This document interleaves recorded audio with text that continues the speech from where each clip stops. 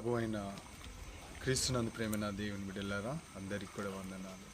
ఈరోజు లేఖన భాగంలో నుంచి పరిశుద్ధాత్ముడు మనతో మాట్లాడుతూ చెప్తున్న మాట ఏంటంటే 2 తిమోతిలకు రాసిన పత్రిక 2వ అధ్యాయం 20వ వచనంలో మనం చూసుకోగలిగితే అక్కడ ఒక గొప్ప ఇంటిలో వాడబోతున్న పాత్రల గురించి పరిశుద్ధాత్ముడు మనకు తెలియజేస్తున్నాడు. ఈ యొక్క పాత్రల గురించి మనకు తెలియజేస్తున్నాడు. యజమానుడు వాడుకోదగిన పాత్ర. కొన్ని ఘనమైన పాత్రలు ఉన్నవి, కొన్ని ఘనహీనమైన పాత్రలు ఉన్నాయి. కానీ తండ్రి అనే దేవుడు వాడుకోదగిన పాత్ర ఏది అని అంటే ఈ ఘనమైన పాత్రలు వాడుకోదలుచుకోలేదు, ఘనహీనమైన పాత్రలు ఆయన వాడుకోదలుచుకోలేదు. ఆయన అంటున్న మాట ఏంటంటే ఈ రెండిట్లో కూడా చేరకపోతే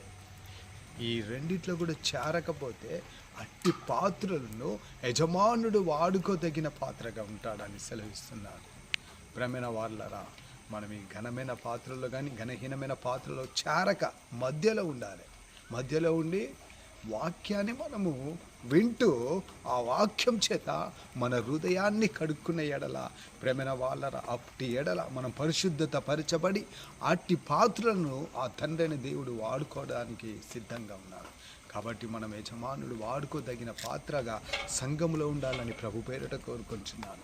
ఈరోజు అనేక సంఘాలలో నేను దేవుని చేత వాడబడాలి, ఆ తండ్రి అనే దేవుడు నన్ను వాడబడాలి, తండ్రిలో నేను వాడబడాలి అని, తండ్రి ప్రభువా నన్ను వాడుకో అని చాలామంది అని అంటారు. కానీ ప్రేమైన వాళ్ళరా, ఏ పాత్రను వాడుకోవాలనుకుంటున్నారే?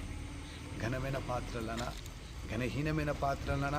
వారికి తెలియకుండానే వారు ఘనమైన పాత్రలో చేరిపోతున్నారు. ఇంకొంతమంది వారికి తెలియకుండానే ఘనహీనమైన పాత్రలో చేరిపోతున్నారు. ఈ ఘనమైన పాత్రలో ఉన్నవారు ఘనహీనమైన పాత్రలోకి రాలేకపోతున్నారు.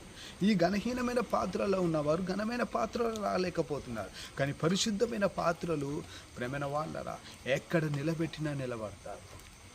దేవుడు చెప్పిన ఆ యజమానుడు చెప్పిన పని, ఏ పని చెప్పినా ఆ పని చేయడానికి ఆ పాత్ర ఇష్టపడతారు, నామూషిగా ఫీల్ కాదు. కాబట్టి పరిశుద్ధమైన పాత్రలను తండ్రి అనే దేవుడు వాడుకోవాలని ఆశపడుతున్నాడు. ఈరోజు అనేక సంఘాలు ఉన్నాయి, పరిశుద్ధమైన పాత్రలను ఆయన కోరుకుంటున్నాడు. కానీ ఆ పరిశుద్ధమైన పాత్రలు ఎక్కడ ఉన్నాయి? ఘనమైన వాళ్ళరా, ఈరోజు మన సంఘాలలో మనం ఘనమైన పాత్రలో చేరకూడదు, ఘనహీనమైన పాత్రలో చేరకూడదు.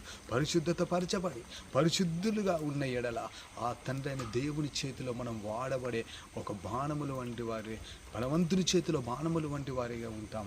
ఆయన చేతిలో వాడబడే పాత్రలుగా ఉంటాం, ఆయన చేతిలో వాడబడే ఒక సాధనములుగా ఉంటామని ఈరోజు పరిశుద్ధాత్ముడు ప్రేమైన వాళ్ళను మనకు తెలియజేస్తున్నాడు.